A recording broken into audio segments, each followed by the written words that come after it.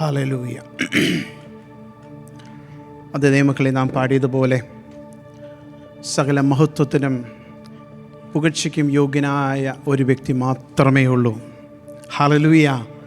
ആ ദൈവത്തെ ആരാധിക്കുവാൻ, ആ ദൈവത്തെ മഹത്വപ്പെടുത്തുവാൻ ദൈവം നമ്മുടെ ജീവിതത്തിൽ എന്ന ഭാഗ്യത്തെ ഓർത്ത് നമുക്ക് കർത്താവിനെ നന്ദിയോടെ സ്തുതിക്കാം. ഹല്ലേലൂയ. നാം എത്ര ഭാഗ്യമുള്ളവരാണ്. കഴിഞ്ഞ ദിവസങ്ങളിൽ ഞാനൊരു ടെസ്റ്റിമണി, അതിപ്പോൾ ഞാൻ ഇവിടെ നിന്നപ്പോൾ എൻ്റെ മനസ്സിൽ കയറി വന്നതാണ്. ഒരു ടെസ്റ്റിമണി, ഒരു ചെറുപ്പക്കാരൻ പയ്യൻ്റെ ടെസ്റ്റിമണി ഞാൻ കേട്ടപ്പോൾ, താനൊരു സ്കേറ്റ് ബോർഡ് ആക്സിഡൻറ്റിൽ വളരെ മാരകമായി തലയ്ക്ക് ക്ഷതമേറ്റ് ആശുപത്രിയിൽ കിടക്കുന്ന സമയത്ത് 18 ദിവസത്തോളം കോമായിൽ കിടന്ന താൻ മടങ്ങി വന്നപ്പോൾ തൻ്റെ ഒരു സ്റ്റോറി വളരെ വൈറലായി അനേക സ്ഥലങ്ങളിൽ താൻ ഷെയർ ചെയ്യുന്നുണ്ട്.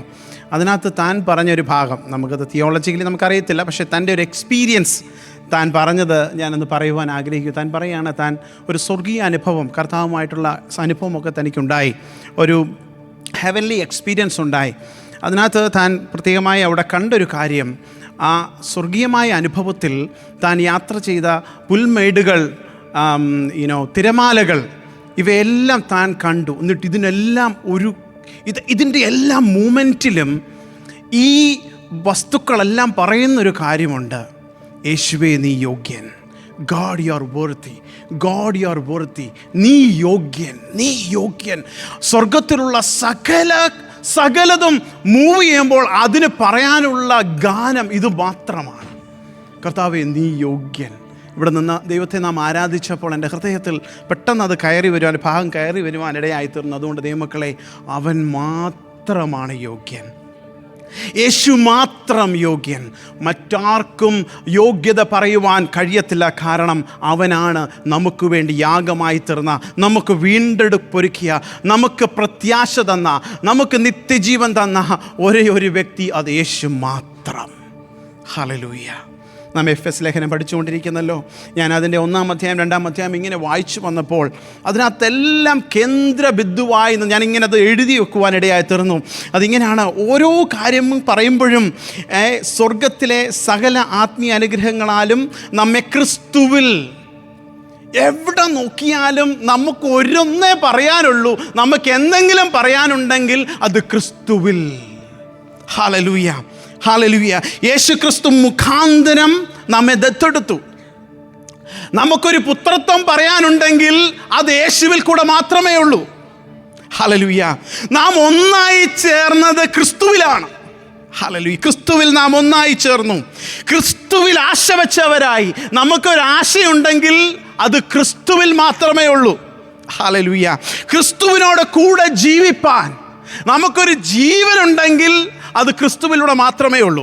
Hallelujah, hallelujah. ക്രിസ്തുയേശുവിൽ നമ്മെക്കുറിച്ചുള്ള വാത്സല്യം, ക്രിസ്തുവിൻ്റെ സ്നേഹം അനുഭവിക്കുന്ന, ദൈവത്തിൻ്റെ സ്നേഹം അനുഭവിക്കുന്നതും ക്രിസ്തുവിലൂടെ. Hallelujah, hallelujah. ക്രിസ്തുയേശുവിൽ അവനോട് കൂടെ ഉയർത്തെഴുന്നേൽപ്പിച്ചു. നമുക്കൊരു ഉയർപ്പുണ്ടെങ്കിൽ അതും ക്രിസ്തുവിലൂടെ മാത്രമാണ്. നിങ്ങളത് വീട്ടിൽ പോയി വായിച്ച് നോക്കുമ്പോൾ ഒന്ന് അണ്ടർലൈൻ ചെയ്യണം. ഓരോ യേശുവിനെ പറയുന്ന ഈ 2 അധ്യായത്തിൽ വളരെ ശക്തമായാണ് പൗലോസ് നമ്മളെ പഠിപ്പിക്കുകയാണ്, ദൈവസഭയെ പഠിപ്പിക്കുകയാണ്, ക്രിസ്തുവിലൂടെ അല്ലാതെ നമുക്കൊന്നുമില്ല. Hallelujah, hallelujah. എഫ്.എസ്. ലേഖനം 1:10 നാം ഇങ്ങനെ വായിക്കുന്നു: അത് സ്വർഗത്തിലും ഭൂമിയിലുമുള്ള എല്ലാം പിന്നെയും ക്രിസ്തുവിൽ ഒന്നായി ചേർക്ക എന്നിങ്ങനെ കാലസമ്പൂർണതയിലെ വ്യവസ്ഥയ്ക്കായിക്കൊണ്ട് തന്നെ. അതെ ദൈവമക്കളെ, നാം എല്ലാവരും ഒന്നായി തീരുക എന്നുള്ള വലിയ ഒരു വ്യവസ്ഥയ്ക്ക് വേണ്ടിയിട്ടാണ് ദൈവം നമ്മളെ തിരഞ്ഞെടുത്തിരിക്കുന്നത്. 2-ാം അധ്യായത്തിലേക്ക് കടന്നു വരുമ്പോൾ അതിൻ്റെ 10-ാം അധ്യായത്തിൽ പറയുന്നത്, നാം അവൻ്റെ, അവിടെയാണ് നാം അവസാനിപ്പിച്ചത്, നാം അവൻ്റെ കൈപ്പണിയായി സൽപ്രവർത്തിക്കായിട്ട് ക്രിസ്തുവിൽ സൃഷ്ടിക്കപ്പെട്ടവരായിരിക്കുന്നു. നമ്മെ ക്രിസ്തുവിൽ സൃഷ്ടിച്ചത് അവൻ്റെ കൈപ്പണിയായി എന്ന് പറയുന്ന ഗ്രീക്കിൽ പൊയ്നോമ എന്നാണ് പറയുന്നത്. എന്ന് പറഞ്ഞാൽ അവൻ്റെ ഒരു പാട്ടാണ്. നമ്മെ സൃഷ്ടിച്ചിരിക്കുന്നത് ദൈവത്തിൻ്റെ ഒരു ഗാനമാണ്. പോയം എന്ന് വന്നത് ഈ വാക്കിൽ നിന്നാണ് പോയം ഉണ്ടായത്. അവൻ്റെ കൈപ്പണി. ഹല്ലേലൂയ. അവൻ്റെ പാട്ട് നാമാണ്. Hallelujah, hallelujah. നമ്മെ സൃഷ്ടിച്ചിരിക്കുന്നത് ക്രിസ്തുവിൽ ഈ ഒന്നിനു വേണ്ടിയിട്ടാണ്. മുന്നോട്ട് നാം വായിക്കുമ്പോൾ അടുത്തൊരു ഭാഗം വളരെ 11 തൊട്ട് നാം മുന്നോട്ട് വായിക്കുമ്പോൾ ഇവിടെ പൗലോസ് വളരെ വളരെ ബാലൻസ്ഡ് ആയിട്ട് ഒരു കാര്യം അവതരിപ്പിക്കുകയാണ്. അതിൻ്റെ 15-ാമത്തെ വാക്യം നമുക്ക് വായിക്കാം.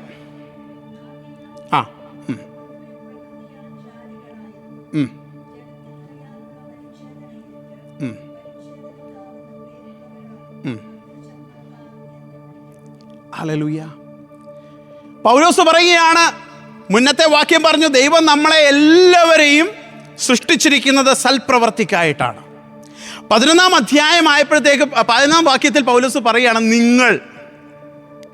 നിങ്ങൾ മുമ്പേ പ്രകൃതിയാൽ ജാതികളായിരുന്നു.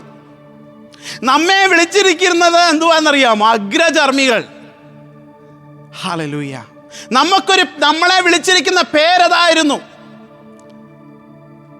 ജാതികളായിരുന്നവർ, ദൈവവുമായിട്ട് യാതൊരു ബന്ധവുമില്ലായിരുന്ന ജനങ്ങളെ വിളിച്ചിരിക്കുന്ന, അവരെ മനുഷ്യരെന്ന് പോലും അല്ല വിളിച്ചിരുന്നത്. അവരെന്താ വിളിച്ചിരുന്നത്? അഗ്രചർമ്മികൾ. ഹല്ലേലൂയ. ഇവിടെ പൗലോസ് ഇങ്ങനെ പറയുമ്പോൾ പെട്ടെന്ന് റോമാലേഖനത്തിലേക്ക് ഞാനൊന്ന് ചിന്തിക്കുവാനിടയായി തീർന്നു. പൗലോസ് ഈ അഗ്രചർമ്മത്തെക്കുറിച്ച് പറയുന്നു. പൗലോസ് ഇവിടെ വലിയ ബാലൻസിങ് നടത്തുന്നുണ്ട്. യഹൂദന്മാരോട് പറയുമ്പം നിങ്ങളും വലിയ ഇതൊന്നുമല്ല, ജാതികളോട് പറയുമ്പോഴും നിങ്ങൾ ദൈവത്തെ കൂടാത്തവയായിരുന്നു. എന്നാൽ ഇതിൻ്റെ എല്ലാം ഇടയിലൂടെ ഒരു ബാലൻസ് പൗലോസ് കൊണ്ടുവരുന്നുണ്ട്. റോമാലേഖനത്തിലേക്ക് നമുക്കൊന്ന് പോകാം. 2-ാം അധ്യായം അതിൻ്റെ 23 മുതൽ താഴോട്ടൊന്ന് വായിച്ചാട്ട്. അപ്പോൾ യഹൂദന്മാരുടെ ഏറ്റവും വലിയ പറയാനുള്ള പ്രാഗൽഭ്യം എന്നാണെന്നറിയാമോ? ഞങ്ങൾ പരിച്ഛേദനക്കാരാണ്. അപ്പോൾ പൗലോസ് അവരെ നോക്കിയിട്ട് പറയുകയാണ്, ഒന്ന് വായിച്ചാട്ടെ.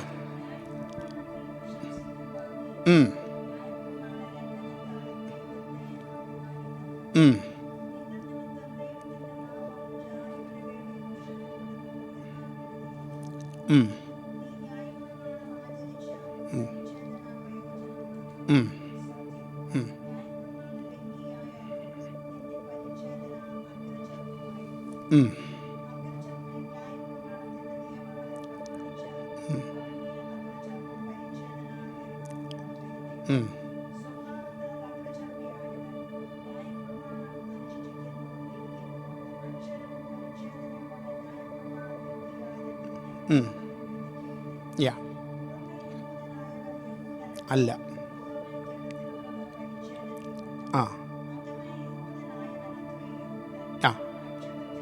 ആത്മാവിൽ.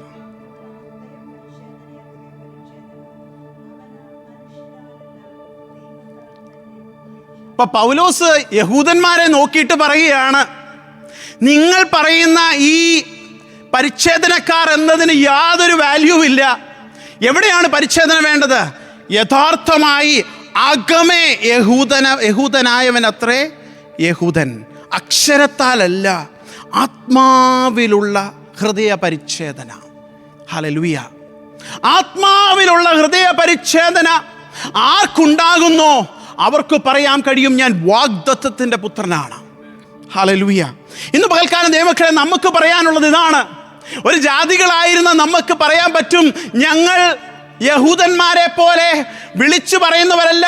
നമുക്കൊന്നേ പറയാനുള്ളൂ, ഒരു യോഗ്യതയും ഇല്ലായിരുന്ന സ്ഥാനത്ത് അവൻ്റെ ആത്മാവിനാൽ ഹൃദയ പരിച്ഛേദന ഏറ്റവരാണ് ഇവിടെ ഇരിക്കുന്നത്.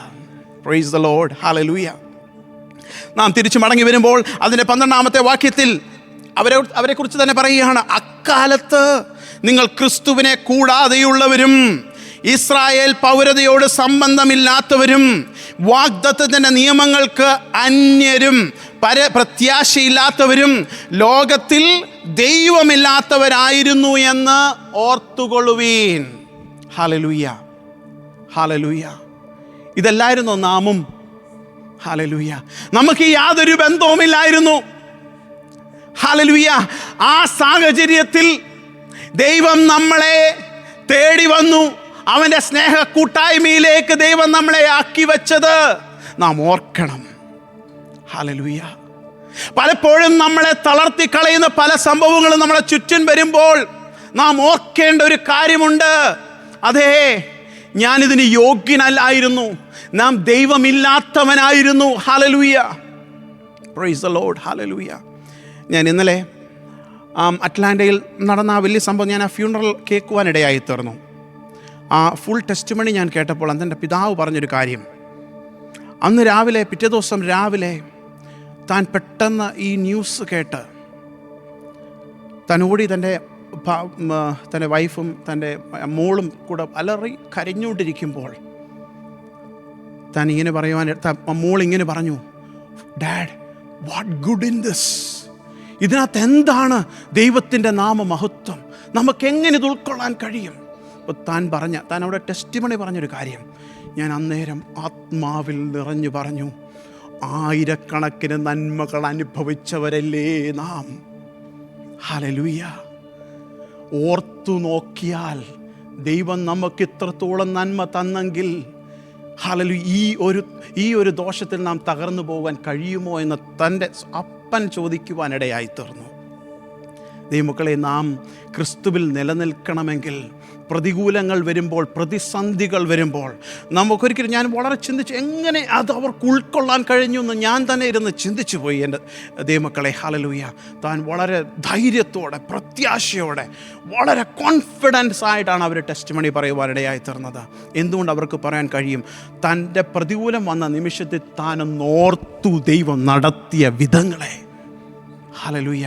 പ്രതിസന്ധിയിൽ നിലനിൽക്കണമെങ്കിൽ, പ്രതിസന്ധികളെ മറികടക്കണമെങ്കിൽ ഒറ്റ കാര്യമേ ഉള്ളൂ, ദൈവം നടത്തിയ വിധങ്ങളെ, കഴിഞ്ഞ നാളുകളിൽ എന്നെ നടത്തിയ വിധങ്ങളെ നാം ഒന്ന് ഓർക്കണം.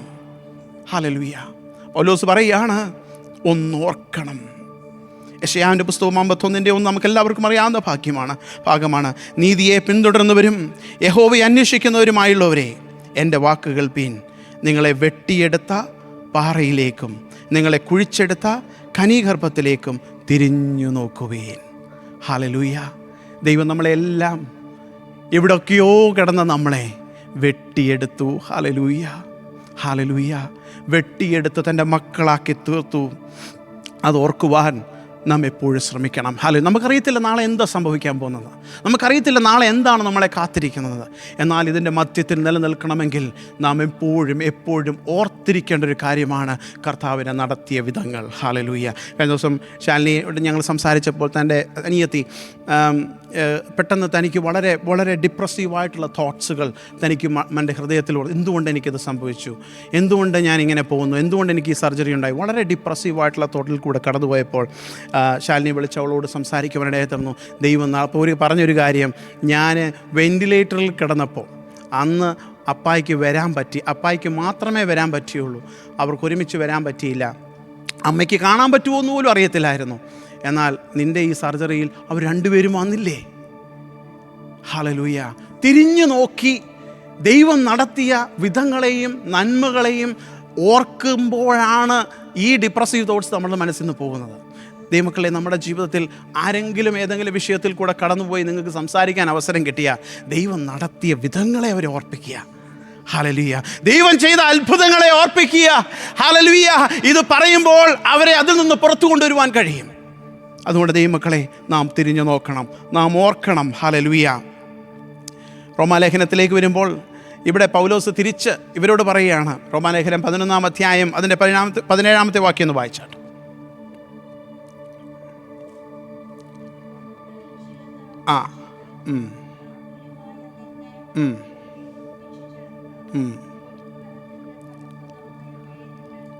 പങ്കാളികളായി എങ്കിലോ, കേട്ടോ, കൊമ്പുകളിൽ ചിലതൊടിച്ചിട്ട് കാട്ടൊലിവായിരുന്ന നമ്മെ അതിൽ ഒട്ടിച്ചു ചേർത്തു. ഹല്ലേലൂയ. നാം ഓർക്കേണ്ട ഒരു കാര്യമായിരുന്നു, ദൈവം ചില നല്ല സ്വാഭാവിക കൊമ്പുകളെ മാറ്റിയിട്ടാണ് നാം കാട്ടൊലിവായിരുന്ന നമ്മെ അതിനോട് ഒട്ടിച്ചേർത്തു. ഹല്ലേലൂയ. നാം അതുകൊണ്ട് അത് ഓർക്കണം. നാം ആരായിരുന്നു, നാം എവിടെയായിരുന്നു, നാം ആ സ്ഥാനത്തുനിന്ന് ദൈവം നമ്മളെ പറിച്ചെടുത്ത് ഹല്ലേലൂയ അവനോട് ഒട്ടിച്ചേർക്കുവാനിടയായി തീർന്നു. മുന്നോട്ട് കടന്നു വരുമ്പോൾ 13-ാമത്തെ വാക്യം അതിനിങ്ങനെ എഴുതിയിരിക്കുന്നു, മുമ്പേ ദൂരസ്ഥരായിരുന്ന നിങ്ങൾ. വായിച്ചാട്ടെ.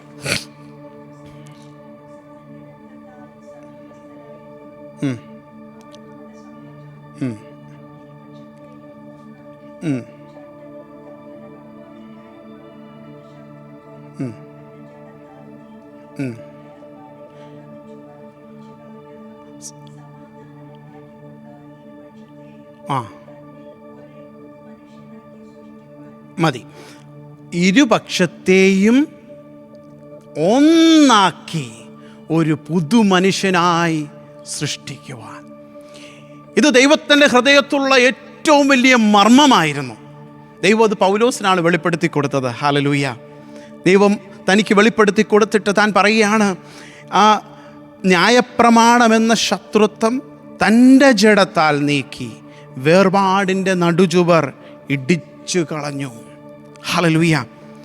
പഴയ നിയമത്തിൽ അതിനെപ്പറ്റി പറയുന്നത് പുറത്തുള്ള പ്രാകാരം.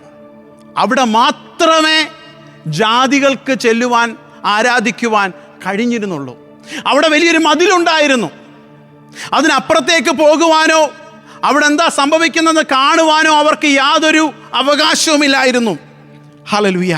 എന്നാൽ അവൻ തൻ്റെ ജഡത്താൽ ആ ശത്രുത്വം മാറ്റി. അതുകൊണ്ടാണ് ക്രിസ്തുവിനാൽ യേശു ആ ശത്രുത്വം മാറ്റി.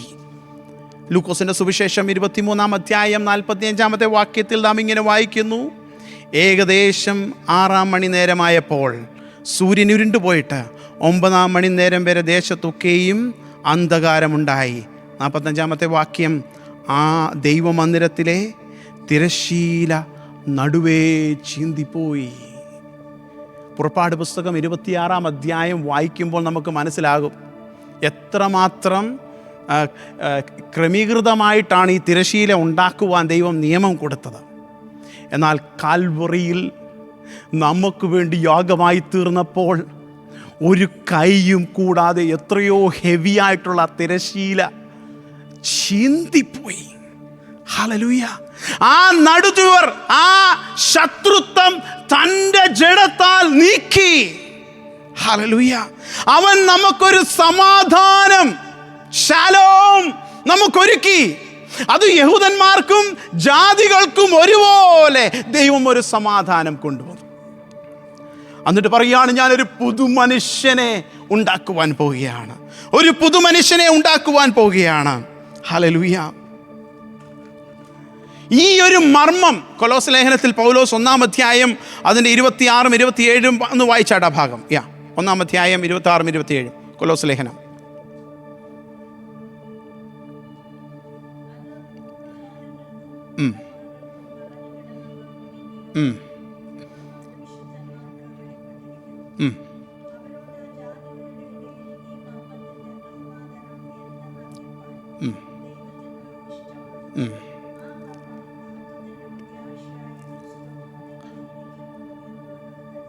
പഴയ നിയമത്തിൽ ഔട്ടർ കോർട്ടിൽ ആയിരുന്ന ജാതികളോട് പറയുകയാണ്, ഹല്ലേലൂയ, ഈ മർമ്മം ക്രിസ്തു നിങ്ങളിൽ ഇരിക്കുകയാണ്. Hallelujah, hallelujah. അവൻ അവരുടെ ജാതികളുടെ ഇടയിൽ ഈ മർമ്മത്തിൻ്റെ മഹിമാതനം എന്തെന്നറിയിപ്പാൻ ദൈവത്തിന് ഇഷ്ടമായി. അവൻ ജാതികളോട് പറയുകയാണ്, അതേ നിങ്ങൾ വളരെ പ്രതീക്ഷയോടെ ആഗ്രഹത്തോടെ ദൈവത്തെ ആരാധിക്കാൻ വന്ന നിങ്ങൾക്കൊരു വഴി ഒരുക്കിയിട്ട് പറയാണ്, ക്രിസ്തു ഇനിയും ഈ കൂടാരത്തിലല്ല ഇരിക്കാൻ പോകുന്നത്, നിങ്ങളുടെ ഉള്ളിൽ. ഹല്ലേലൂയ. ഈ മർമ്മമാണ് പൗലോസിന് ദൈവം വെളിപ്പെടുത്തി കൊടുത്തത്. ഹല്ലേലൂയ. ഈ മർമ്മം തിരിച്ചറിയുമ്പോഴാണ് ദൈവമക്കളെ, ഹല്ലേലൂയ, ചിലർ ചിന്തിച്ചാൽ ഞാനൊരു യഹൂദനായി ജനിച്ചിരുന്നെങ്കിൽ അല്ലേ, പക്ഷേ വേണ്ട, അതിൻ്റെ ആവശ്യമില്ല. ഇന്ന് യാതൊരു വ്യത്യാസവുമില്ല. ക്രിസ്തുവിൻ്റെ ആത്മാവിൽ നാം എല്ലാവരും ഒന്നാണ്. ഒരു പുതുമനുഷ്യനാക്കി ദൈവം തീർത്തു. ഹല്ലേലൂയ. ഇത് ശക്തമായി പൗലോസിനിൽ കൂടെയാണ് ദൈവം വെളിപ്പെടുത്തുവാനിടയായ. ജാതികളുടെ അപ്പോസ്തലനായ ദൈവം പൗലോസിനെ തെരഞ്ഞെടുത്തു. ഈ മർമ്മം ദൈവം പൗലോസിലൂടെ വെളിപ്പെടുക. പൗലോസിനെ ഓർത്ത് നോക്കിയാൽ എത്രമാത്രം ജലസായിട്ടുള്ള വ്യക്തിയായിരുന്നു യഹൂദന്മാർക്ക് വേണ്ടി. എന്നാൽ ദൈവത്തിൻ്റെ ആത്മാവ് തന്നോട് ഇടപെട്ടപ്പോൾ തനിക്ക് മനസ്സിലായി ഈ ജാതികൾക്കും അവകാശമുണ്ട്. Hallelujah, hallelujah. അങ്ങനെ 15-ാമത്തെ വാക്യത്തിലേക്ക് കടന്നു വരുമ്പോൾ, ഇരുപക്ഷത്തെയും തന്നിൽ ഒരേ പുതുമനുഷ്യനാക്കി സൃഷ്ടിപ്പാനും ക്രൂശിന്മേൽ വെച്ച് ശത്രുത്വം ഇല്ലാതാക്കി, അതിനാൽ ഇരുപക്ഷത്തെയും ഏക ശരീരത്തിൽ ദൈവത്തോട് നിരപ്പിപ്പാനും തന്നെ അവൻ വന്ന് ദൂരത്തായിരുന്ന നിങ്ങൾക്ക് സമാധാനവും സമീപത്തുള്ളവർക്ക് സമാധാനവും സുവിശേഷിച്ചു. അവൻ മുഖാന്തരം നമുക്ക് ഇരുപക്ഷക്കാർക്കും ഏക ആത്മാവിനാൽ പിതാവിങ്കലേക്ക് പ്രവേശനമുണ്ട്. 19 വാക്യം, ആകയാൽ നിങ്ങളിനിയും അന്യന്മാരും പരദേശികളുമല്ല, വിശുദ്ധന്മാരുടെ സഹപൗരന്മാരും ദൈവത്തിൻ്റെ ഭവനക്കാരും അത്രേ. 11 അധ്യായം വായിക്കുമ്പോൾ നമുക്കൊരു ഇത് തോന്നുന്നു, എന്താ പൗലോസ് അങ്ങനെ പറയുന്നേ അല്ലേ? നിങ്ങൾ ദൈവമില്ലാത്തവരായിരുന്നു, ഇസ്രായേൽ പൗരതയോട് ബന്ധമില്ലാത്തവരായിരുന്നു, അങ്ങനെ ഇച്ചിരി റൂഡായിട്ട് തോന്നുന്നുവെങ്കിലും അത് പൗലോസിൻ്റെ ഒരു ശൈലിയാണ്. അവരെ ഇങ്ങനെ കൊണ്ടുപോയിട്ട് പെട്ടെന്ന് പൗലോസ് പറയുകയാണ്, ആകയാൽ നിങ്ങളിനിയും അന്യരല്ല, നിങ്ങളിനിയും പരദേശികളല്ല, വിശുദ്ധന്മാരുടെ സഹപൗരന്മാരും ദൈവത്തിൻ്റെ ഭവനക്കാരും അത്രേ. അതെ, ഹല്ലേലൂയ. നമുക്കറിയാം യഹൂദന്മാർ അവരെ എങ്ങനെയാണ് വിളിച്ചത്? അഗ്രചർമ്മികളെന്ന് വിളിച്ച സ്ഥാനത്ത് പൗലോസ് പറയാണ്, നിങ്ങളിനിയും നമ്മളൊരു കുടുംബമാണ്. ഹല്ലേലൂയ. നമ്മളിനിയും ജാതികളും യഹൂദന്മാരും അല്ല പറയുന്നത്, നമുക്കൊരു പിതാവേ ഉള്ളൂ, നമ്മൾ ഒരു ഭവനക്കാരാണെന്ന് പറയത്തക്കവണ്ണം. ഹല്ലേലൂയ.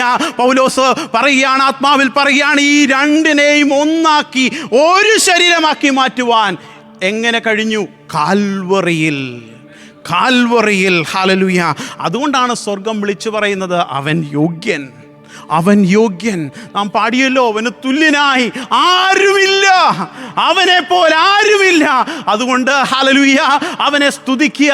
നീ യോഗ്യനെന്ന് സകല ജനവും, ആകാശത്തിലുള്ളതും സ്വർഗത്തിലുള്ളതും ഭൂമിയിലുള്ളതും വിളിച്ചു പറയുന്ന ഒരേ ഒരു കാര്യം, നീ യോഗ്യൻ. ഹല്ലേലൂയ.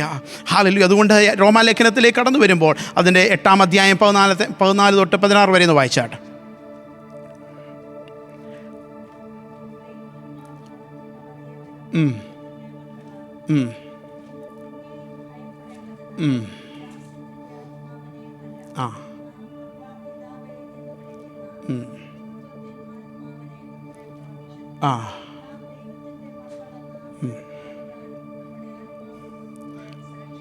അതെ, അത്ര മതി. നാം ദൈവത്തിൻ്റെ മക്കളെന്ന് ആത്മാവ് താനും നമ്മുടെ ആത്മാവോട് കൂടെ സാക്ഷ്യം പറയുന്നു. ദൈവമക്കളെ, ഹല്ലേലൂയ, നാം ദൈവത്തിൻ്റെ ഭവനക്കാരാണ്. എഫെസ് ലേഖനം 18 വാക്യത്തിൽ അവൻ മുഖാന്തരം ഇരുപക്ഷക്കാരും ഏക ആത്മാവിനാൽ, ഇവിടെ പരിശുദ്ധാത്മാവാണ് പ്രവർത്തിക്കുന്നത്, ഏക ആത്മാവിനാൽ. റോമാലേഖനത്തിലെഴുത്ത് കടന്നു വരുമ്പോൾ അവൻ്റെ ആത്മാവിനാൽ നമുക്കിനിയും എന്തു പറയാൻ കഴിയും? ഇനിയും ഞാൻ ദാസനല്ല, ദാസിയല്ല. ഇനി എനിക്ക് പറയുവാൻ കഴിയുന്നൊരു ഭാഗമുണ്ട്, നിങ്ങളിനിയും അഗ്രചർമ്മികളല്ല, ഞാൻ ഇനിയും പരിച്ഛേദനക്കാരെന്നുള്ള വാക്കുകളല്ല ഉപയോഗിക്കുന്നത്, ഇനി ഞാൻ ഉപയോഗിക്കുന്നത് അബ്ബാ പിതാവേ എന്ന് വിളിക്കുവാനുള്ള, ഹല്ലേലൂയ, പുത്രത്തിൻ്റെ ആത്മാവിനെ അത്രേ നാം പ്രാപിച്ചിരിക്കുന്നത്. നാം ദൈവത്തിൻ്റെ ആരാണ്? ദൈവത്തിൻ്റെ മക്കളെന്ന്. ഇത് നമ്മുടെ ആത്മാവോട് ദൈവത്തിൻ്റെ ആത്മാവ് പറയുക, മകനെ, മകളെ, നീ ഇനിയും ദാസനല്ല, ദാസിയല്ല, നീ ദൈവത്തിൻ്റെ മകളാണ്, ദൈവത്തിൻ്റെ മകനാണ്. ഹല്ലേലൂയ. ഈ വലിയ ഒരു മർമ്മം, ഈ യാഥാർത്ഥ്യമാണ് പൗലോസ് ദൈവസഭയോട് പറഞ്ഞു തരുന്നത്. ഹല്ലേലൂയ. അതുപോലെ തന്നെ എബ്രായ ലേഖനം 4 അധ്യായം 16 വാക്യത്തിലും നമുക്കെല്ലാവർക്കും അറിയാവുന്ന ഭാഗമാണ്.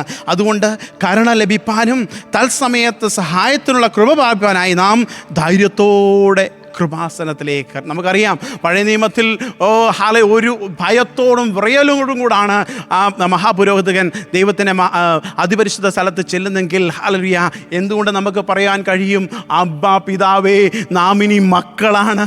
നാം മക്കളാകുമ്പോൾ നമുക്ക് ഏത് സമയത്തും ഏത് നേരത്തും ഏതാവശ്യത്തിനും ഓടിച്ചെല്ലുവാൻ കഴിയുന്ന സ്ഥാനമാണ് കൃപാസനം. ഹല്ലേലൂയ. അവൻ്റെ അടുത്തേക്ക് ചെല്ലുവാൻ, നമുക്ക് പ്രവേശനം തരുവാൻ, നമുക്ക് സ്വാതന്ത്ര്യം തരുവാൻ, നമുക്ക് അധികാരം തരുവാൻ ഒറ്റ ഒരാൾക്കേ കഴിഞ്ഞുള്ളൂ. അത് കാൽവറിയിൽ നമുക്ക് വേണ്ടി യാഗമായി തീർന്ന യേശു മാത്രമാണ്. ഹല്ലേലൂയ. മുന്നോട്ട് നാം വരുമ്പോൾ 20 വാക്യം, അത് വളരെ പ്രധാനപ്പെട്ടൊരു വാക്യമാണ്. എഫെസ് ലേഖനം 2:20, ക്രിസ്തു യേശു തന്നെ മൂലക്കല്ലായിരിക്കെ നിങ്ങളെ അപ്പോസ്തലന്മാരും പ്രവാചകന്മാരും എന്ന അടിസ്ഥാനത്തിന്മേൽ പണിതിരിക്കുന്നു. ഇതിൻ്റെ എല്ലാം ഈ ഒരു ഭാഗത്തേക്ക് വരുവാനാണ് പൗലോസ് ഈ 1-2 അധ്യായം ഇങ്ങനെ ക്രിസ്തു ക്രിസ്തു ക്രിസ്തു ക്രിസ്തുവിൽ ക്രിസ്തുവിൽ. കാരണം എന്നാണെന്നറിയാമോ? യേശുവാണ് നമ്മുടെ മൂലക്കല്ല്. ഹല്ലേലൂയ. യേശു മൂലക്കല്ലായി പണിതു വരുന്ന ഒരു വലിയ പണി നടക്കുകയാണ് ഈ ലോകത്തിൽ. ദൈവസഭ എന്ന് പറയുന്ന ഈ പണി ദൈവം ചെയ്തുകൊണ്ടിരിക്കുകയാണ്. ഹല്ലേലൂയ. ഈ മൂലക്കല്ലിന്മേലാണ് നമ്മുടെ സകല പണിയും. ഈ ലോകത്തിൽ ദൈവം ചെയ്യുന്ന സകല പണിയും ഈ ക്രിസ്തുയേശു എന്ന മൂലക്കല്ലിന്മേലായിരിക്കണം. ഈ അടിസ്ഥാനത്തിന്മേലാണ് നമ്മുടെ ക്രിസ്തീയ ജീവിതവും പണിയപ്പെടേണ്ടത്. ഈ അടിസ്ഥാനം നമ്മുടെ ജീവിതത്തിൽ ഉണ്ടെങ്കിൽ ഏത് പ്രതികൂലങ്ങൾ വന്നാലും ഏത് കാറ്റടിച്ചാലും ക്രിസ്തുവിൽ അടിസ്ഥാനപ്പെട്ടവർ കുലുങ്ങത്തില്ല. ഹല്ലേലൂയ. ഇന്നലെ ഞാൻ ആ സാക്ഷ്യം കേട്ടപ്പോൾ തൻ്റെ ഗ്രാൻഡ് ഫാദർ മദറും എല്ലാവരും താൻ പറഞ്ഞൊരു കാര്യം, എനിക്ക് എന്തെങ്കിലും പ്രതികൂലം വരുമ്പോൾ, പ്രയാസം വരുമ്പോൾ ഞാൻ എന്ത് ചെയ്യുന്നറിയാവോ? അന്യഭാഷയിൽ അങ്ങ് സംസാരിക്കും. എന്നിട്ട് അവിടെ നിന്ന് അന്യഭാഷയിൽ താൻ സംസാരിച്ചു. 70-80 വയസ്സുള്ള തൻ്റെ ഗ്രാൻഡ് ഫാദറിന് അത് ചെയ്യാൻ കഴിഞ്ഞെങ്കിൽ കാരണം എന്നാണെന്നറിയാവോ?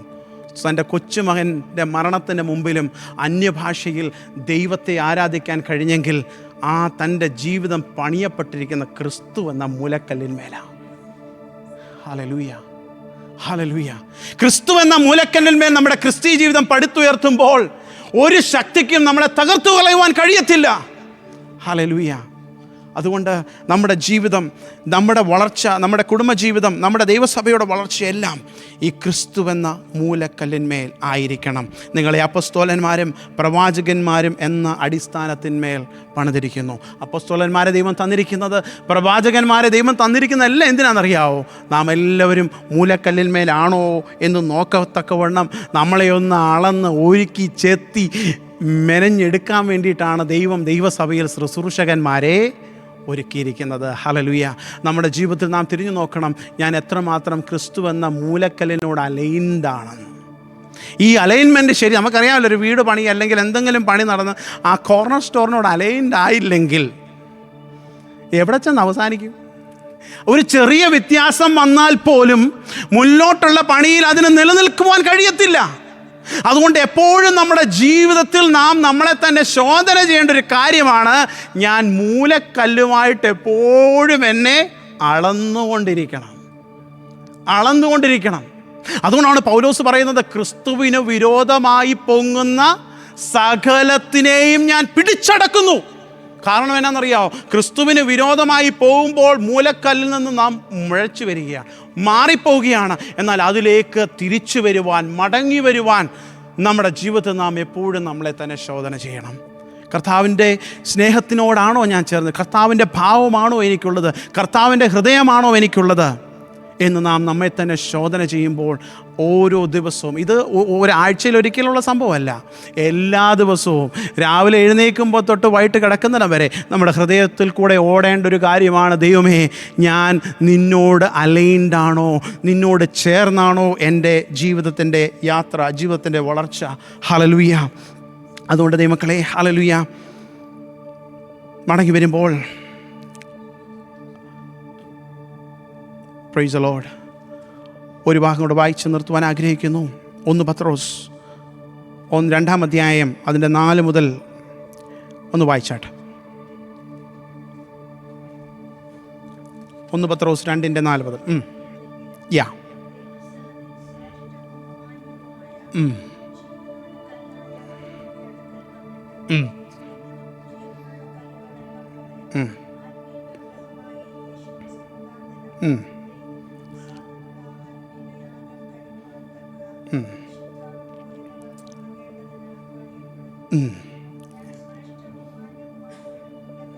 സിയോനിലിടുന്നു. യെസ്, ലജ്ജിച്ചു പോകുകയില്ല. ആ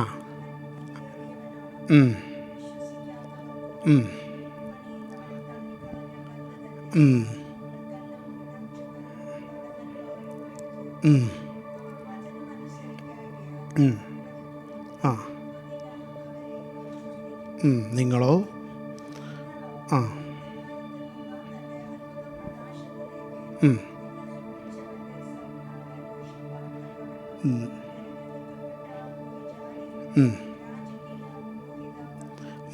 വിശുദ്ധ മാംസം. മുമ്പേ നിങ്ങൾ ദൈവത്തിൻ്റെ ജനം. മതി. ഹല്ലേലൂയ. ദൈവമക്കളെ, ഈ മൂലക്കല്ല് നമുക്കൊരു ഇടർച്ചക്കല്ലായി മാറുവാനിടയാകാതെ, മുമ്പേ നിങ്ങൾ ജനമല്ലാത്തവർ ഇപ്പോഴോ ദൈവത്തിൻ്റെ ജനം, കരുണ ലഭിക്കാത്തവർ ഇപ്പോഴോ കരുണ ലഭിച്ചവർ. നാം എത്ര ഭാഗ്യമുള്ളവരാണ് ഈ മൂലക്കല്ലിന്മേൽ നമ്മുടെ ക്രിസ്തീയ ജീവിതം പണിതെടുക്കുവാൻ.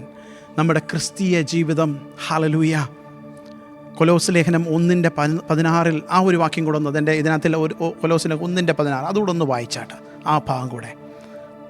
കൊലോസ് ലേഖനം 1:16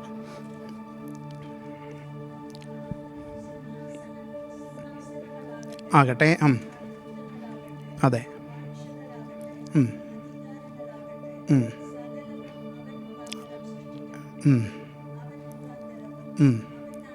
അവനായിട്ടും, അതെ, അവൻ മുഖാന്തരവും അവനായിട്ടും സകലതും സൃഷ്ടിപ്പിക്കപ്പെട്ടിരിക്കുന്നു.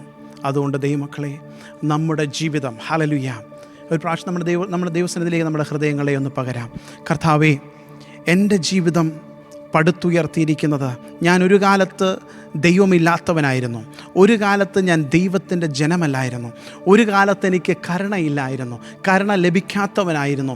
എന്നാൽ ഇന്ന് എന്നെ പറ്റി പറയുന്നത് ദൈവത്തിൻ്റെ സ്വന്തം ജനം, രാജകീയ പുരോഹിത വർഗം, ദൈവത്തിന് വേണ്ടി വേർതിരിക്കപ്പെട്ട ജാതികളായിരുന്ന ഞങ്ങൾക്ക് ഇന്ന് പകൽക്കാലം ഞങ്ങൾക്ക് വിളിച്ചു പറയുവാൻ ഒരു പേരുണ്ട്, ഞങ്ങൾക്കൊരു അഡ്രസ്സുണ്ട്. ഞങ്ങളിനിയും അഗ്രചർമ്മികൾ നല്ല അറിയപ്പെടുന്നത്, ഞങ്ങൾ അറിയപ്പെടുന്നത് സ്വർഗത്തിനും ഭൂമിക്കും നാഥനായ ദൈവത്തിൻ്റെ മക്കളെന്നറിയപ്പെടുവാൻ ദൈവം നമ്മളെ യോഗ്യരാക്കി തീർത്തില്ലേ. ഹല്ലേലൂയ. ഇന്ന് പകൽക്കാലം ദൈവമക്കളെ, നിങ്ങൾ ഏതെങ്കിലും വിഷയത്തിൽ ഭാരപ്പെടുന്നെങ്കിൽ, നിങ്ങൾ ഏതെങ്കിലും വിഷയത്തിൽ ദൈവത്തോട് നിങ്ങളെ ചോദ്യങ്ങളെ ചോദിച്ച്, ദൈവമേ ഇതെന്തുകൊണ്ട് എൻ്റെ ജീവിതത്തിൽ സംഭവിക്കുന്നു എന്ന് ചോദിക്കുമ്പോൾ, നിങ്ങൾ ഒരു കാര്യം ഓർക്കണം, നമുക്ക് വിളിക്കുവാൻ, നമുക്ക് ഓടിച്ചെല്ലുവാൻ ഒരു നാഥനില്ലേ, നമ്മുടെ പ്രശ്നങ്ങളെ പറയുവാൻ നമുക്കൊരു പിതാവില്ലേ. ഹല്ലേലൂയ. നമ്മൾ ശേഷം ജനങ്ങളെ പോലെയല്ല, ദൈവമില്ലാത്തവരല്ല, ഹല്ലേലൂയ, ദൈവത്തെ തള്ളിക്കളഞ്ഞവരല്ല. നമുക്കൊരു കാര്യം പറയുവാൻ കഴിയും, ദൈവമേ കഴിഞ്ഞ നാളുകളിൽ എന്നെ നടത്തിയ ദൈവം, എനിക്ക് വേണ്ടി അത്ഭുതം ചെയ്ത ദൈവം, അബ്ബാ പിതാവേ എന്ന് വിളിച്ചുകൊണ്ട് എൻ്റെ ജീവിതത്തിൽ എന്ത് സംഭവിച്ചാലും അത് ദൈവം അറിയാതെയല്ല, അത് ദൈവം അനുവദിക്കാതെയല്ല. അവൻ ആ വിഷയത്തിന്മേൽ ദൈവത്തിൻ്റെ നാമം മഹത്വപ്പെടും എന്ന് വിശ്വസിച്ചുകൊണ്ട് നമുക്ക് പറയാം, ഹല്ലേലൂയ, നമുക്കൊരു നാമമുണ്ട്, നാം ദൈവമക്കളാണ്, നമ്മുടെ ദൈവത്തിൻ്റെ ജനമാണ്, നാം വിശുദ്ധ ജനമാണ്, അവന് വേണ്ടി വേർതിരിക്കപ്പെട്ടവരാണെന്ന് ധൈര്യത്തോടെ വിളിച്ചു പറയുവാൻ, അത് ഏത് വിഷയത്തിന് മുമ്പിലാകട്ടെ, ഏത് പ്രതികൂലത്തിന് മുമ്പിലാകട്ടെ, നമുക്ക് ശത്രുവിനോട് മുഖത്ത് നോക്കി വിളിച്ചു പറയുവാൻ കഴിയും, ഞാൻ തോൽക്കുകയില്ല. നീ എന്നെ പ്രതികൂലത്തിൽ കൂടെ വിട്ടാലും, ഹല്ലേലൂയ, ആഴിയിൽ കൂടെ നടക്കേണ്ടി വന്നാലും, കൂരിരുണ്ട അനുഭവത്തിൽ കൂടെ പോകേണ്ടി വന്നാലും, ഹല്ലേലൂയ, ഏത് വിഷയത്തിൽ പോകേണ്ടി വന്നാലും നമുക്ക് തലയുയർത്തി പറയുവാൻ കഴിയും, അവൻ എന്നെ കൈവിടുന്ന ദൈവമല്ല, അവൻ എന്നെ ഉപേക്ഷിക്കുന്ന ദൈവമല്ല, അവൻ എൻ്റെ ഇടയനാണ്. എൻ്റെ ഇടയൻ തൻ്റെ ആടുകളുടെ ശബ്ദം കേൾക്കുന്ന ദൈവമാണ്. ഇന്ന് പകൽക്കാലം, ഹല്ലേലൂയ, നമ്മുടെ ജീവിതം പണിയപ്പെടാം, നമുക്ക് പണിയാം, നമ്മളെ ഏൽപ്പിച്ചു കൊടുക്കാം. കർത്താവേ, എന്നെ പണിയണമേ, അങ്ങാകുന്ന മൂലക്കല്ലിന്മേൽ ഓരോ കല്ലുകളാക്കി ഞങ്ങളെ ഓരോരുത്തരെയും വെച്ചുകൊണ്ട് അവിടുന്ന് ഈ ദൈവത്തിൻ്റെ ഭവനത്തെ പണിയുമ്പോൾ, ഹല്ലേലൂയ, ഓരോ നിമിഷവും കർത്താവേ എന്നെ തന്നെ ശോധന ചെയ്ത് ക്രിസ്തുവിൻ്റെ സ്വഭാവത്തോട് അനുരൂപമാക്കുവാൻ ഇടയാക്കണമേ എന്ന് ദൈവത്തോടെ പ്രാർത്ഥിക്കാം. പരിശുദ്ധനായ ഞങ്ങളുടെ ദൈവമേ, സ്വർഗീയ പിതാവേ, ഈ സമയത്തിനായി ഞങ്ങളങ്ങേ വാഴ്ത്തുന്നു, ഞങ്ങളെ തന്നെ ഈ വചനത്തിന് മുമ്പാകെ ഏൽപ്പിച്ചു തരുന്നു. ദൈവത്തിൻ്റെ ആത്മാവ് ഞങ്ങളോട് വീണ്ടും സംസാരിച്ചു കൊണ്ടിരിക്കണമേ. ക്രിസ്തുവാകുന്ന മൂലക്കല്ലിന്മേൽ ഈ വലിയൊരു പദവി അബ്ബാ പിതാവ് എന്ന് വിളിക്കത്തക്കവണ്ണം ഞങ്ങളെ യോഗ്യരാക്കി തീർത്തതോർത്ത് ഞങ്ങൾ കർത്താവിനെ നന്ദിയോടെ സ്തുതിക്കുന്നു. കേട്ട എല്ലാ ദൈവമക്കളെയും സമർപ്പിച്ച് പ്രാർത്ഥിക്കുന്നു, അടിനെയും സമർപ്പിച്ച് പ്രാർത്ഥിക്കുന്നു. പ്രാർത്ഥനയുടെ സ്തോത്രം യേശുവിൻ്റെ നാമത്തിൽ പിതാവേ, ആമേൻ, ആമേൻ. പിതാവായ ദൈവത്തിൻ്റെ സ്നേഹവും കർത്താവായ യേശു ക്രിസ്തുവിൻ്റെ കൃപയും പരിശുദ്ധാത്മാവിൻ്റെ സംസർഗവും കൂട്ടായ്മയും